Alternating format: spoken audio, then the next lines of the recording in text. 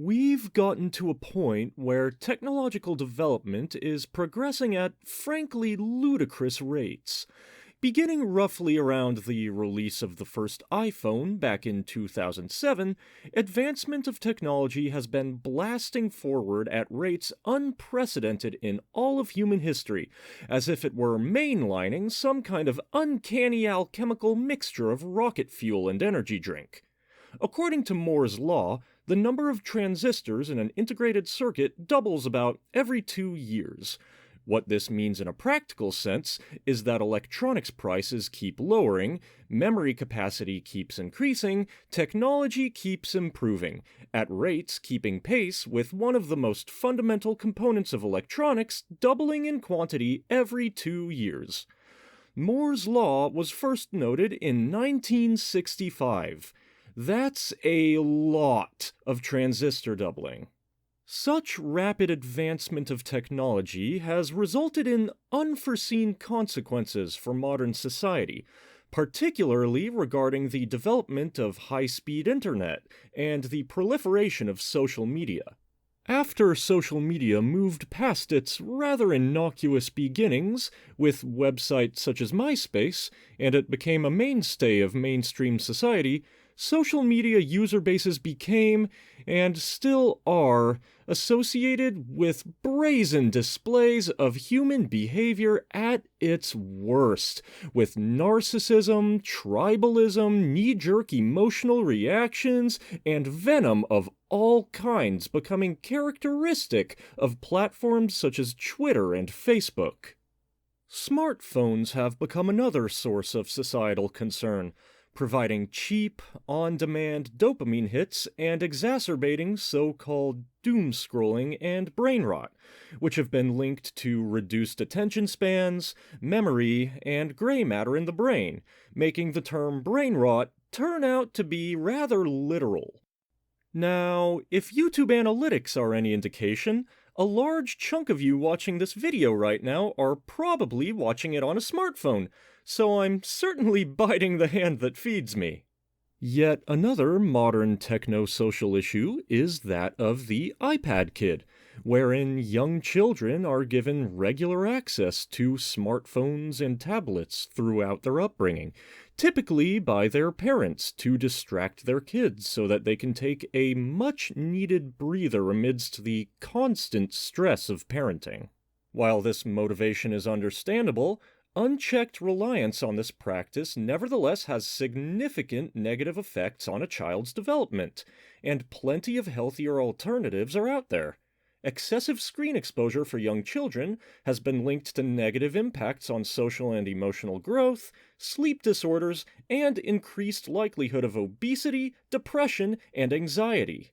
The final issue I'm going to touch on is the big one, the one that's been on everyone's minds and lips for the past few years: AI, or more precisely, large language models. Much ado has been made about this topic, and for good reasons.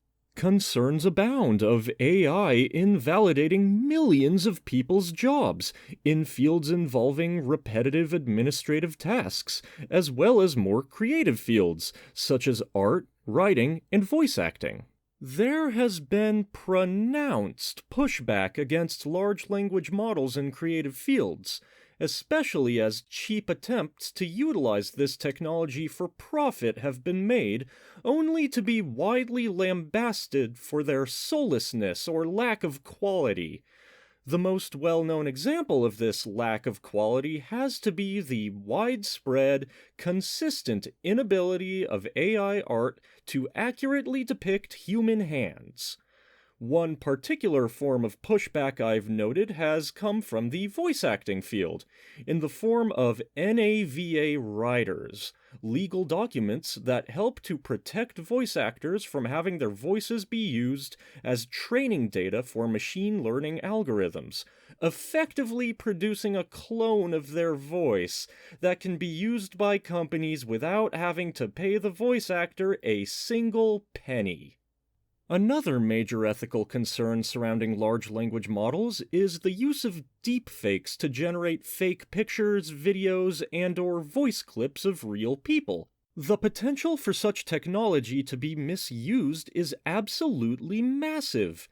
It could be used to falsely depict someone in an incriminating situation to damage or ruin their reputation or blackmail them. It could be used to spread lies and misinformation, commit fraud, spread hoaxes, and so on and so forth.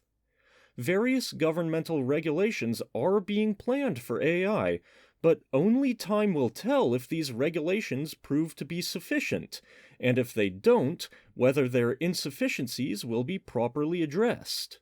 All of this rambling I've done up to now in this video has been to illustrate a simple point: that new technologies are being introduced faster than society can adapt to them and learn how to be responsible with them.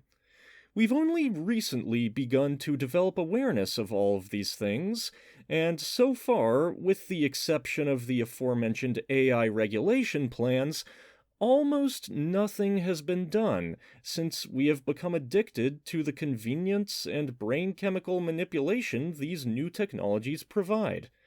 Any reaction has remained niche, such as dopamine fasting, which is actually a widely misunderstood practice with a misleading name, but can be beneficial when properly understood and practiced, and a growing trend of people rejecting smartphones in favor of going back to so-called dumb phones. While these reactions are ultimately just a drop within the ocean of the modern technological landscape, they still represent a step in the right direction regarding figuring out a healthier relationship with modern technology.